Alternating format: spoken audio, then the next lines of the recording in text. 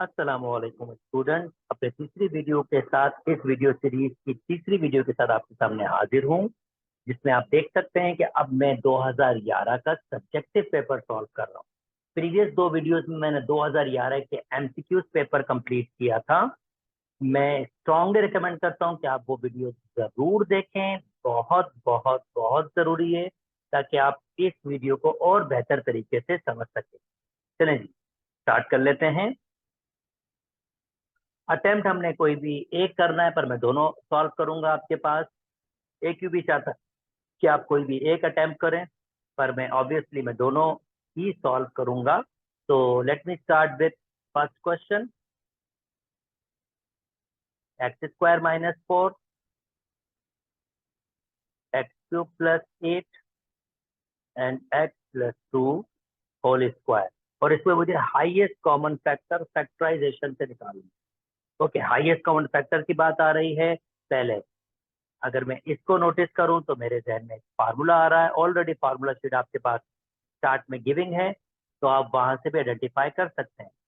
ए square minus B square बराबर होता है एक दफा प्लस और एक दफा माइनस। तो आप नोटिस करें, ए स्क्वायर बी स्क्वायर, मैं वर्ड बोल रहा हूँ, ए स्क्वायर बी स्क्वायर, जिसको लिखा जा सकता है एक दफा प्लस में और एक दफा माइनस में। तो पहला कंप्लीट हुआ। चले दूसरे की तरफ चलते हैं।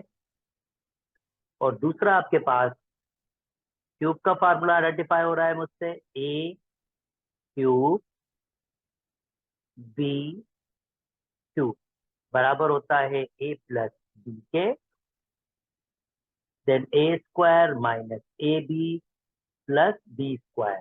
तो आप नोटिस करें इसको, ए क्यूब 8 को लिख सकता हूँ 2 पावर 3 यानी कि बी क्यूब। तो ये बराबर हो जाएगा a plus b mean x plus 2, then a square that means x square, then minus ab that means minus ab, 2x से मल्टीप्लाई होगा तो 2x plus that means b square, 2 का स्क्वायर हो जाएगा 4। आई होप आपको ये वाली बात भी समझ आई है। ओके, अब तीसरा कर लेते हैं solve. x minus 2 whole square, जिसको सिंपली लिख सकते हैं 2 दफा x माइनस 2 एक्स माइनस 2। अब मैंने इसको 2 दफा x माइनस 2 की लिखा है। ये बेसिस सेम होती है तो पावर वही ऐड हो जाते हैं, वापस चला जाएगा। ये इंडिविजुअल स्क्वायर नहीं है, ये होल स्क्वायर है, तो इसको ऐसे ही करेंगे। और अगर मुझे एलसीएम लेना है तो सब में कॉमन मैं देख सकता हूँ, x प्लस 2 इसमें भी है, x प्लस 2 इसमें भी है, और x, that mean C question, sorry plus का था, दैट मीन ये भी प्लस होगा, ये भी प्लस होगा। तो x प्लस 2 इसमें भी है, सब में कॉमन है हमारे पास। तो हाईएस्ट कॉमन फैक्टर होगा हमारे पास x प्लस 2।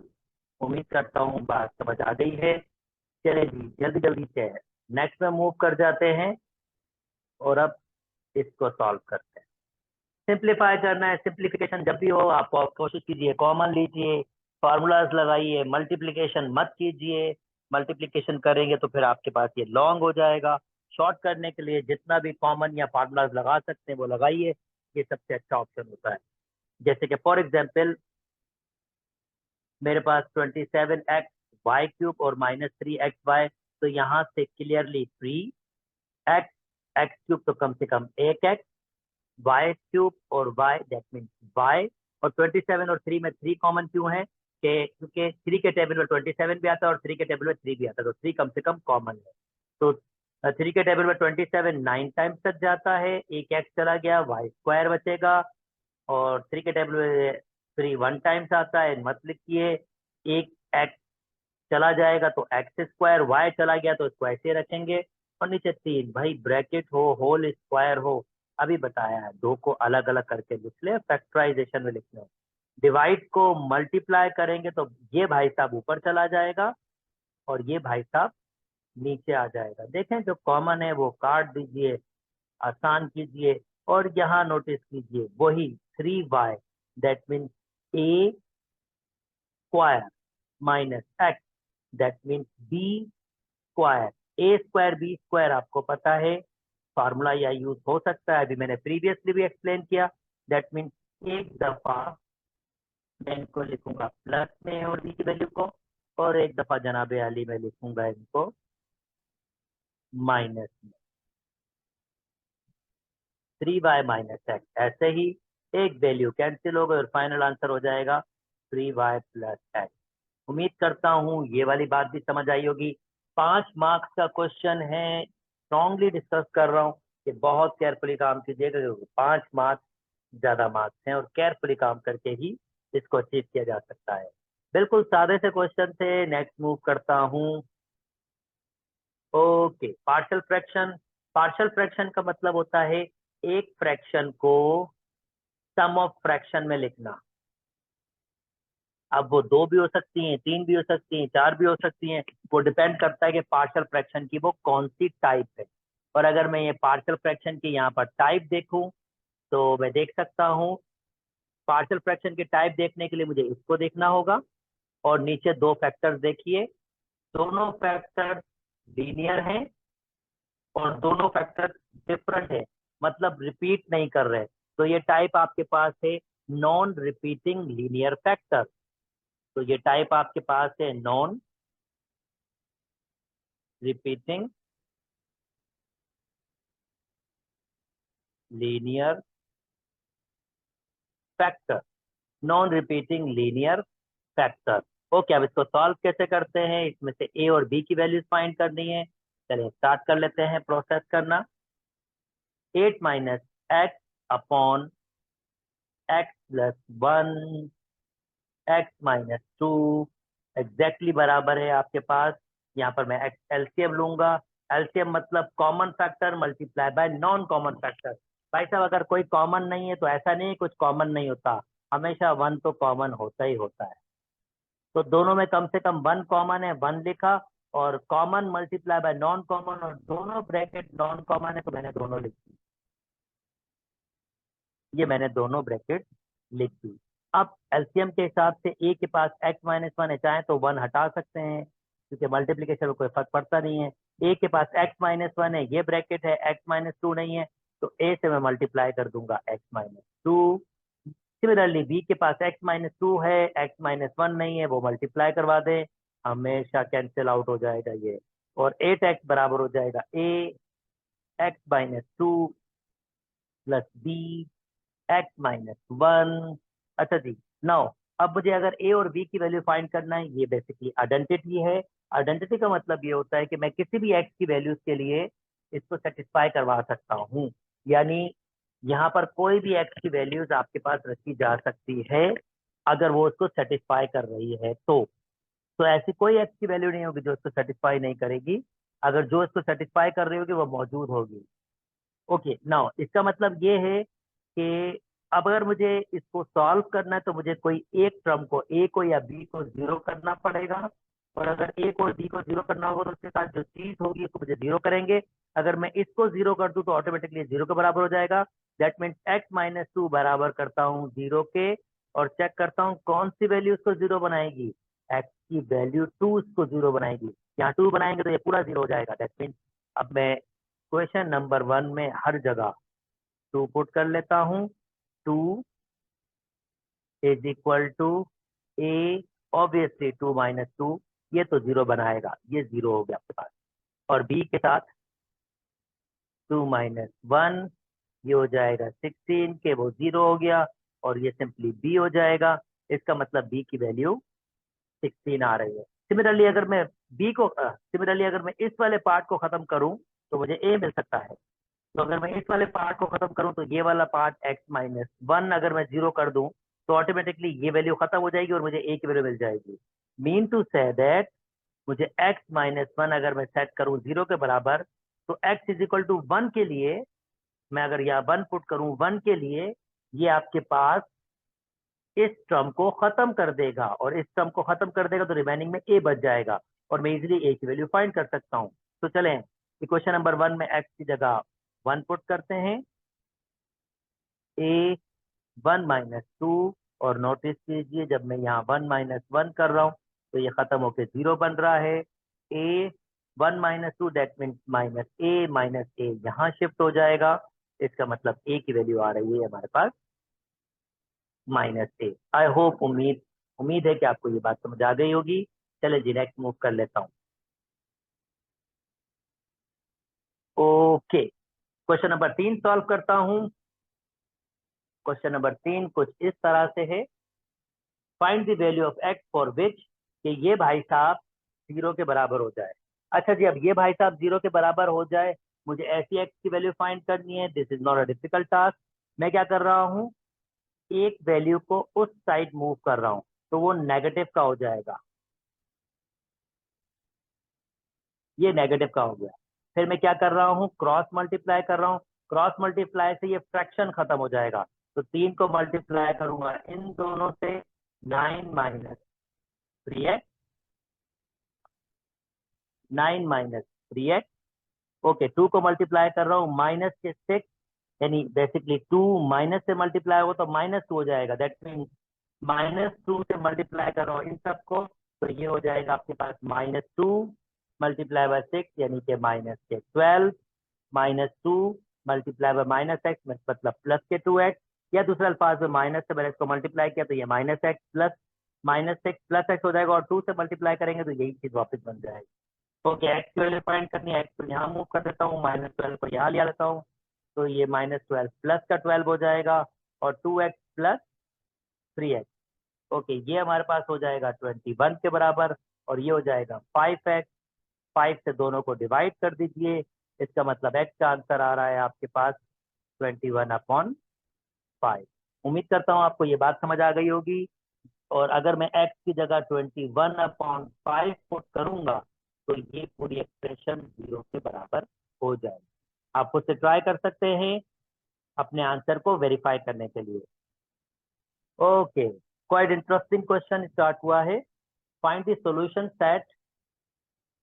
एक सॉल्यूशन सेट फाइंड करना है आपने, और जो इस इनइक्वालिटी को सेटिस्फाई करे। इनइक्वालिटी मतलब जब दो एक्सप्रेशन इक्वल ना हो, यानी एक ये एक्सप्रेशन और ये एक्सप्रेशन बराबर नहीं होंगे, तो इनइक्वालिटी यानी इक्वल ना होना, हम उसको इस तरह से लिखते हैं। अब इनइक्वालिटी या तो छोटा होता है या बड़ा होता है, इस वक्त ये है ग्रेटर देन की कंडीशन है।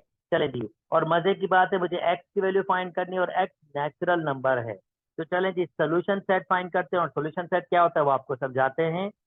ए माइनस एक्स ग्रेटर देन ए। मुझे ए पॉजिटिव चाहिए, इनइक्वालिटी में हमेशा ध्यान में रखें पॉजिटिव बनाएंगे। मैंने प्रीवियस वीडियोस में भी आपके साथ डिस्कस किया है, पिछली एमसीक्यूज वीडियोस में, तो वो जरूर देखिएगा, वहां पर मैंने और अच्छी तरीके से इसको एक्सप्लेन किया है। तो मैं क्या करूंगा, दोनों साइड पर +x ऐड कर दूंगा। इससे क्या होगा, ये नेगेटिव खत्म हो जाएगा। ए ग्रेटर देन ए प्लस एक्स। अब इसके बाद स्टेप क्या होगा, मुझे एक्स की वैल्यू चाहिए, तो मैं दोनों साइड पर -a ऐड कर दूंगा। ए प्लस ए, और ये हो जाएगा -a plus A plus x. आप देख सकते हैं ये -a प्लस ए कैंसिल, यानी एक्स अकेला हो गया, और मजे की बात यहाँ भी कैंसिल, यहाँ हो जाएगा 0। X greater than 0 greater than x, या मतलब एक्स लेस देन 0, एक ही बात है। अगर 0 बड़ा है एक्स से, इसका मतलब एक्स छोटा है 0 से।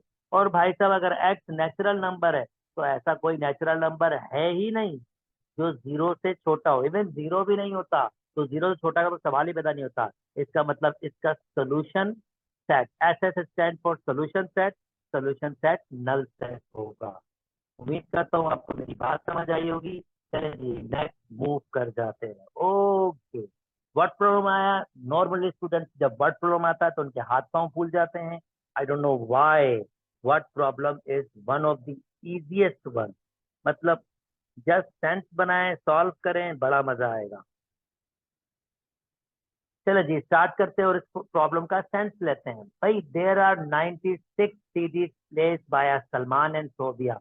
दो बच्चों ने मेहनत की है और एक सीडी सेट की है किसी शेल्फ में या रैंक में, और कहता है 1/5 of our rank is still vacant. इसका मतलब उस रैंक में 5 हिस्से हैं, 1, 2, 3, 4 5। अगर एक हिस्सा हमारे पास खाली है तो इसका मतलब इन्होंने 4 हिस्से भर दिए हैं। मैं इसको बिल्कुल सिंपल फॉर्म में कर सकता हूँ। This is really a piece of cake. भाई अगर 4 हिस्से भर दिए और चारों हिस्से इक्वल है और 4 हिस्सों में कितनी सीडीज पड़ी हैं? 96 सीडीज। तो अगर मुझे एक हिस्से की सीडी चाहिए तो जाहिर बात है यार 4 से डिवाइड कर दूंगा, क्योंकि चारों के पास इक्वल सीडीज मौजूद है ना। चारों हिस्सों में इक्वल सीडीज मौजूद हैं। अगर 4 से डिवाइड कर दूंगा तो इसका मतलब ये 2 टाइम्स 1, दैट मीन 4। हर हिस्से में 24 सीडीज है।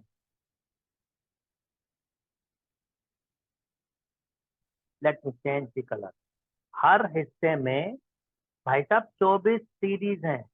तो भाई साहब इसमें भी 24 सीडीज होंगी। तो उसने कहा था कि भाई find the total capacity of a CD rank. तो टोटल कैपेसिटी मतलब 24 कितनी दफा? 5 दफा। यानी 24 5 दफा।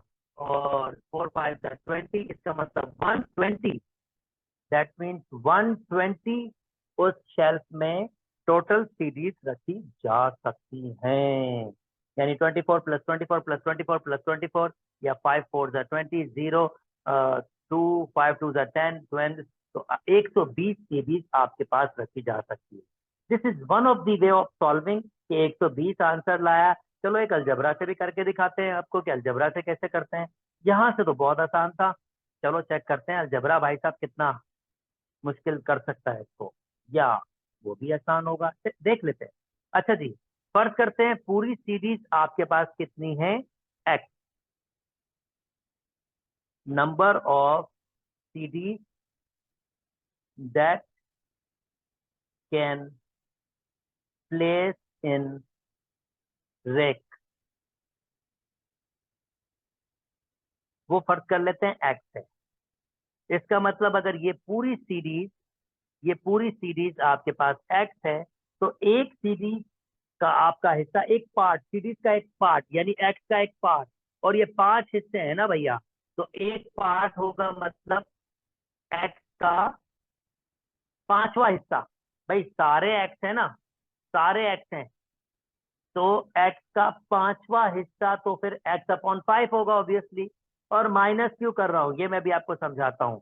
टोटल एक्स में से एक्स अपॉन 5, यानी एक हिस्सा होगा एक्स अपॉन 5, दूसरा भी होगा एक्स अपॉन 5, तीसरा भी होगा एक्स अपॉन 5, चौथा भी होगा एक्स अपॉन 5, और पांचवा भी होगा एक्स अपॉन 5। सबको ऐड करके देख लो, आपको आंसर देखो क्या मिलता है। ये वापस ही एक्स मिल जाएगा आपको, क्योंकि आपने सबको क्या कहा है कि एक्स होना चाहिए। तो एक हिस्सा एक्स अपॉन 5 होगा।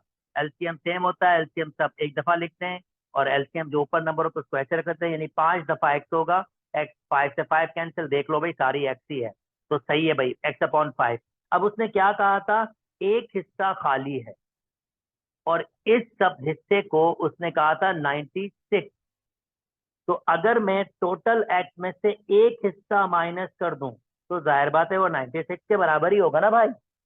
यानी ये टोटल है, टोटल एक्स में से अगर मैं एक हिस्सा, जैसे ये मैंने हिस्सा माइनस कर दिया, तो फिर वो जो बाकी बचता है वो 96 ही होगा। अगर मैं इसका एलसीएम लेता हूं तो एलसीएम 5 होगा, 5x से मल्टीप्लाई होगा 5x। जिसके पास एलसीएम होता है उसको ऐसे ही रखते हैं 96। 5x में से 5x में से x निकालेंगे, 4x upon 5 is equal to 96। इसके नीचे 1। भाई साहब ये नंबर कैंसिल हो सकते हो, ये हो जाएगा 24। और मैं अगर क्रॉस मल्टीप्लाई करूंगा ये 1 टाइम, 1x का x, 524 जा। और ये मुझे याद आ रहा है मैंने मल्टीप्लाई कहीं पहले किया है। हाँ जी भाई पहले किया था ना, यही तरीका तो था। और आंसर कितना आ रहा था? 120। तो मैंने इसके दो तरीके आपको दिखाए, जो तरीका अच्छा लगे उससे सॉल्व कर लें, आपको 3 मार्क्स एक्यू भी दे देगा। चलें जी आगे मूव करते हैं। x minus 1 is equal to 1। मैंने वीडियोस में इसको बड़ी तफसील से समझाया पिछली 2 वीडियोस में। मैं उम्मीद करता हूं जब आप ये वीडियो देख रहे हैं तो आपने प्रीवियस जरूर देखी हो, लाजमी तौर पर देखी हो, ये बहुत जरूरी है। अच्छा जी, इसका मतलब क्या है मैं यहाँ पर सरसरी तौर पर बात करूंगा, क्योंकि मैं इसको तफसील से बात कर चुका हूँ। इसका मतलब ये है एब्सोल्यूट वैल्यू का कि ये एक नंबर है जिसका ओरिजिन से डिस्टेंस लिया गया है और वो एग्जैक्टली कितना आया है, 1 आया है। यानी ये x-1 एक नंबर है जिसका ओरिजिन से डिस्टेंस लिया है, यानी कितना मूव किया है उसको, 1 तक मूव किया है। और यहाँ पर भी मैं 1 तक मूव करूंगा क्योंकि डिस्टेंस ये भी 1 है और ये भी 1 है, क्योंकि लेफ्ट साइड पे भी जाऊंगा 1 तक तो डिस्टेंस तो 1 ही होगा, नेगेटिव तो नहीं होगा ना। और अगर राइट साइड पे जाऊंगा 1 तक तब भी डिस्टेंस 1 होगा। तो भाई साहब ये कह रहा है मुझे ये नंबर बताओ जिसका डिस्टेंस 1 है।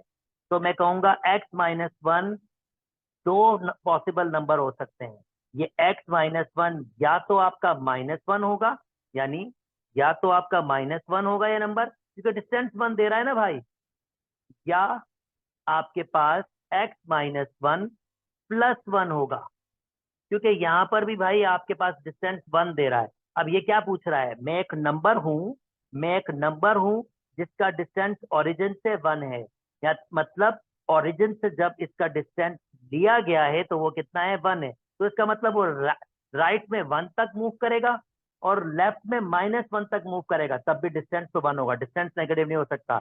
तो इसका मतलब ये नंबर या तो -1 होगा और ये नंबर या तो +1 होगा। अगर -1 वहां शिफ्ट कर दूंगा तो -1 +1, तो या तो ये आपके पास 0 होगा, और अगर -1 वहां शिफ्ट कर दूंगा इस कंडीशन में तो x = 2 हो जाएगा। या तो ये 2 होगा, आप वैल्यूज पुट कर सकते हो यहाँ पर, देखो वैल्यूज पुट कर सकते हो। अगर x की जगह 0 पुट करोगे और एब्सोल्यूट वैल्यू रखोगे तो क्या देखते हैं, 1 आएगा नहीं आएगा। 0 -1 -1, और -1 मतलब एब्सोल्यूट वैल्यू का डिस्टेंस ले लो ओरिजिन से -1 तक लेफ्ट तक, तो यार वो डिस्टेंस तो 1 आना ही है ना। तो देख लो 1 1 के बराबर है। और सिमिलरली अगर 2 पुट करोगे तो 2 -1, दैट मीन्स 2 -1 1, और 1 मतलब राइट साइड पर 1 तक ओरिजिन से जा रहे हो, 0 से जा रहे हो, तो उसका डिस्टेंस भी 1 ही होना है। तो दोनों साइडें आपके पास प्रूव हो रही है। आई होप मेरी बात समझ आई है। मैंने बिल्कुल डिफरेंट तरीके से बात की है पर लॉजिकली होता ऐसे है। जो आपको सिखाया गया है, आई डोंट नो क्या सिखाया गया है, उम्मीद करता हूँ ऐसे कुछ सिखाया गया है तो ठीक है, नहीं तो फिर डायरेक्टली सिखाया गया वो तरीका आंसर तो दे देता है पर उसकी लॉजिक कुछ भी नहीं, वो लॉजिकली कुछ भी नहीं है, ये लॉजिकली परफेक्शन में है। Okay, question number 5।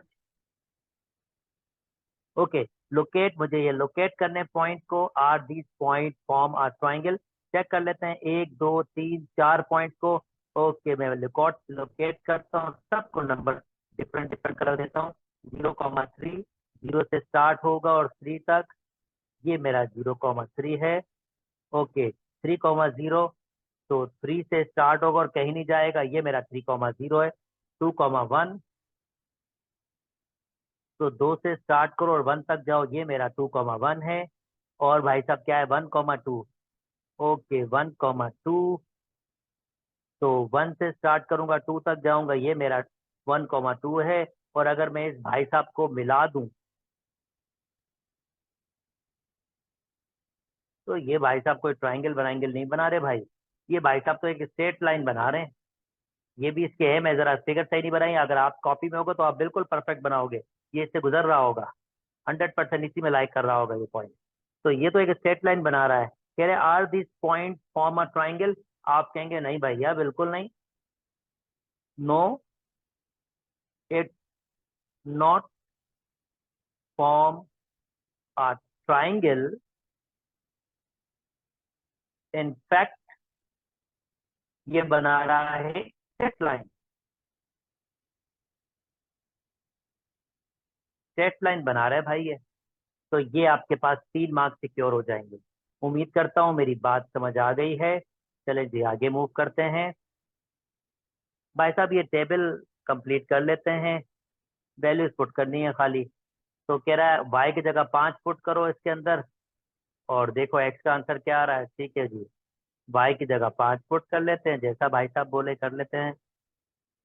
तो 3x ये हो जाएगा 25 = -23। 25 वहां मूव कर जाएगा, तो मतलब दोनों साइड पर मैं प्लस का 25 ऐड कर दूंगा।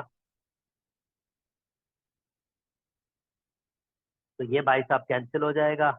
3x किसके बराबर हो जाएगा? 25 प्लस 5 और 3 8, 2 और 2 4 और 48 बिल्कुल जी। 3 से डिवाइड कर दें, डिवाइड होगा ही आपके पास।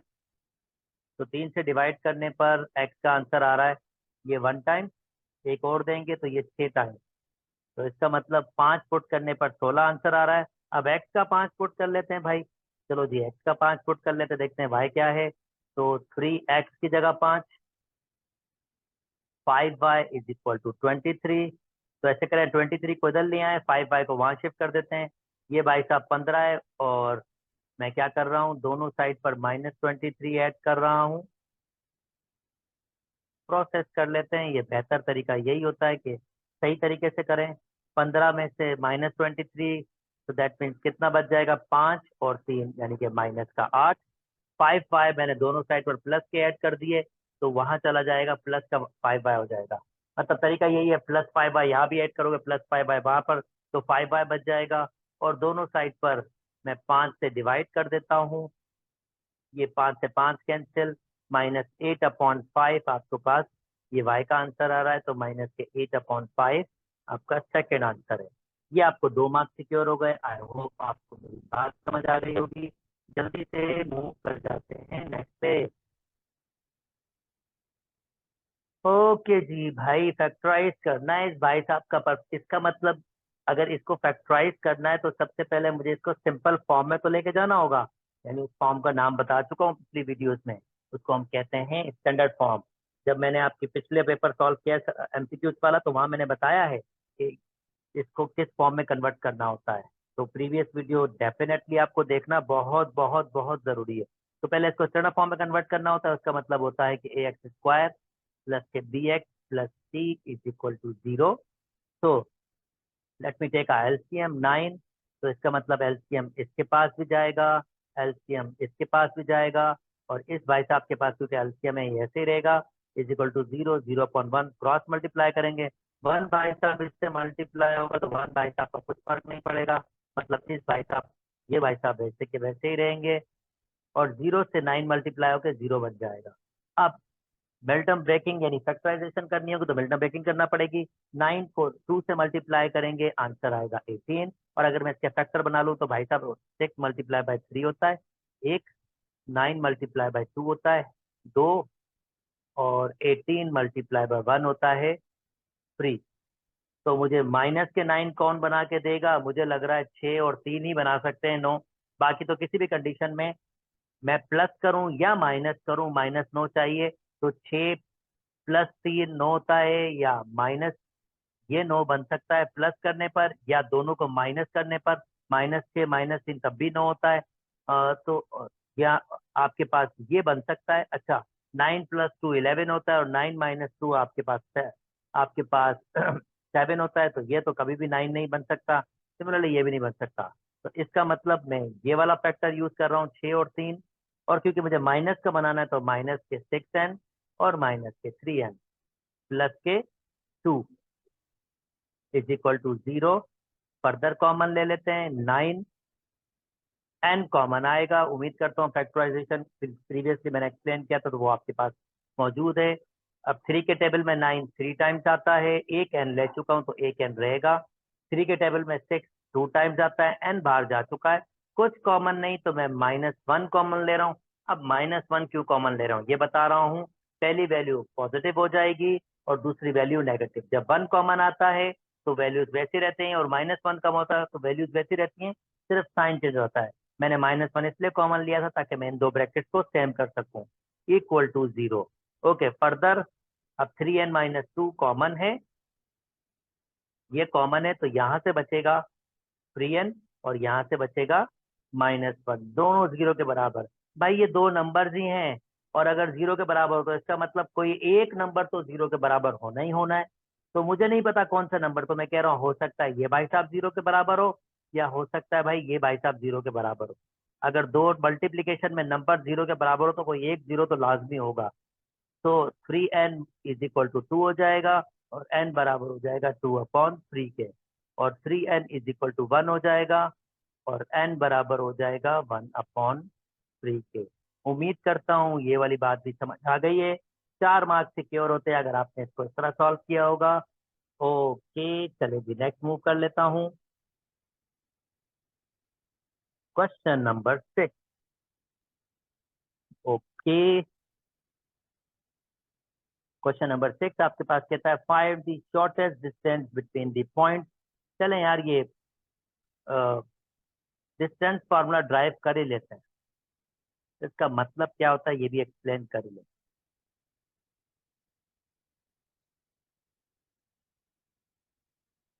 चले फर्स्ट करते हैं, 2 पॉइंट्स हैं, एक है 1,2, दूसरा है चलें 3,5। और मैं ये डिस्टेंस फार्मूला ड्राइव करवा रहा हूँ आपके पास। ये 0 है, इन पॉइंट्स को अच्छे अच्छे से जरा, ये हो जाएगा आपके पास 1, ये हो जाएगा आपके पास 2, ये हो जाएगा आपके पास 3, ये हो जाएगा आपके पास 1, ये हो जाएगा आपके पास 2, ये हो जाएगा आपके पास 3, 4, और चलें ये कहीं आपके पास 5 हो जाएगा। आगे भी जा सकते हैं, जितना चाहे आपकी मर्जी है। तो पहला पॉइंट हम जो प्लॉट कर रहे हैं वो है 1,2, यानी 1 से स्टार्ट करेंगे और 2 तक जाएगा। ये मेरा 1,2 है। और दूसरा पॉइंट हमारे पास है 3,4, 3 से स्टार्ट होगा और ये 5 तक जाएगा। ओके, आप नोटिस करें, अगर मुझे इसका डिस्टेंस लेना है इन 2 पॉइंट्स का, तो मैं एक परपेंडिकुलर ऐसे कह सकता हूं और एक ट्राइंगल कंस्ट्रक्ट कर सकता हूं जो राइट एंगल ट्राइंगल है। और मैं जनाब पैथागोरस भाई साहब से इसके बारे में बातचीत कर सकता हूं। अच्छा, नोटिस करें, ये लेंथ, ये लेंथ और ये लेंथ एग्जैक्टली बराबर है। और ये लेंथ 1 से 3, मतलब मैं अगर और ज्यादा डिस्कस करूं, 1 से 3 मतलब 3 में से 1 को माइनस करेंगे तो ये लेंथ मिल जाएगी।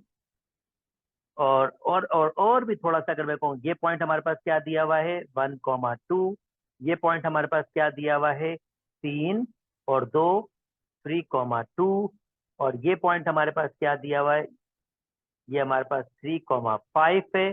और अगर मैं नोटिस करूं ये लेंथ और ये लेंथ बराबर है, तो इसका मतलब ये लेंथ क्या है 3 में से 1, क्योंकि 2 तो आपके पास वैसे ही खत्म हो जाएंगे। 3 में से 1 माइनस करेंगे यानी ये लेंथ 2 के बराबर, क्योंकि ये भी 2 के बराबर है, तो ये भी भाई साहब क्या होगा 2 के बराबर। और अगर मैं एक और चीज नोटिस करूं,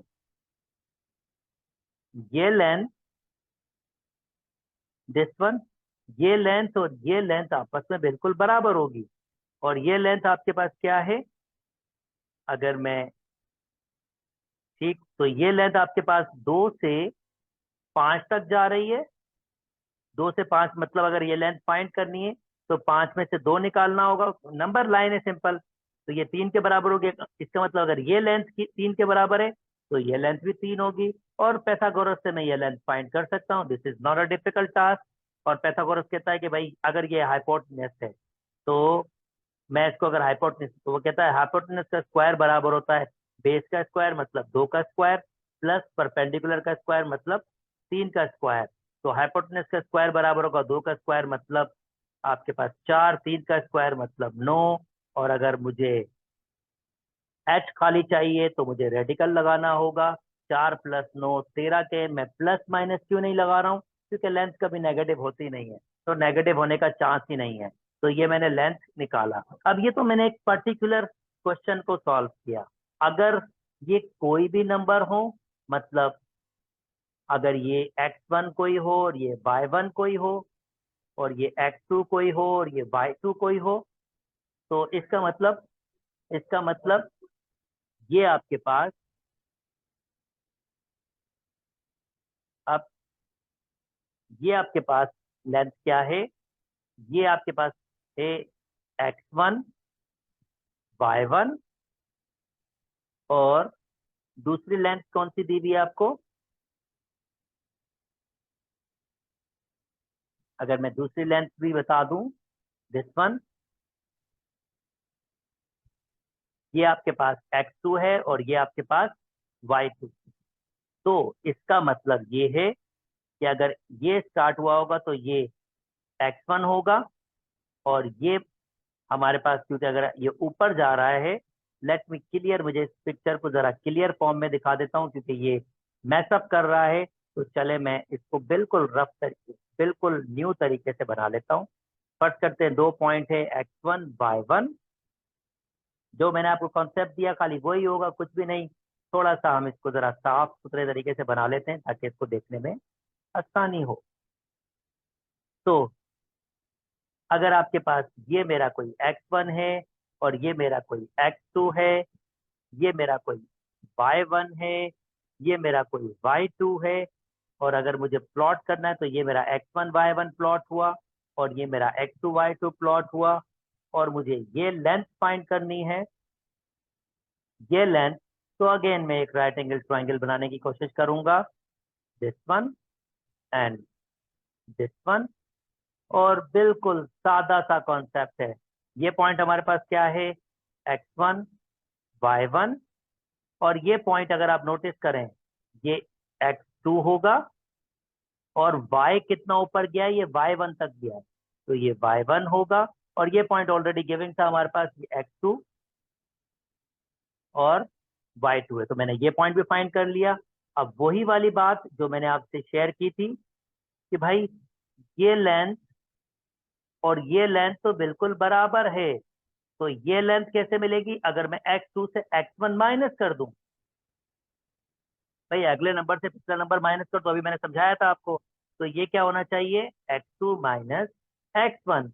सिमिलरली भाई साहब ये लेंथ और ये लेंथ भी बिल्कुल बराबर है, और ये लेंथ कैसे मिलेगी, अगर आप y2 से माइनस कर दो y1, यानी अगले नंबर को पिछले नंबर से माइनस कर दो, तो ये भी बराबर होगा y2 माइनस y1। और अगर मैं इस भाई साहब को a नाम दे रहा हूं और इस भाई साहब को b नाम दे रहा हूं, तो ए बी की लेंथ, मतलब ए बी की लेंथ का डिस्टेंस निकालना चाहता हूं, तो इसका मतलब होगा ए बी की लेंथ का डिस्टेंस निकालना चाहता हूं मैं, यानी ये डिस्टेंस निकालने का तरीका है, तो वो किसके बराबर होगा, मैं पैथागोरस यूज करूंगा, हाइपोटेनस का स्क्वायर, यानी कि इसका स्क्वायर बराबर होगा बेस का square, that means x2 minus x1 whole square, क्योंकि बेस ये है, प्लस परपेंडिकुलर का square, that means y2 minus y1 whole square.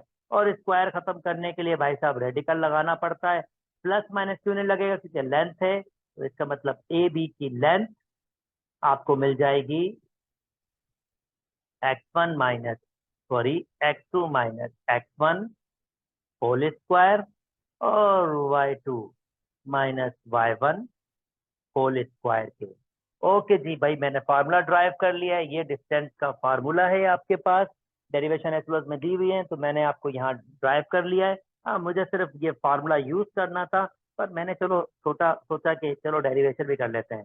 कह रहा है फाइंड दी शॉर्टेस्ट डिस्टेंस, जी हाँ यही शॉर्टेस्ट डिस्टेंस होता है, यही बिल्कुल स्ट्रेट शॉर्टेस्ट डिस्टेंस होता है, डिस्टेंस फार्मूला।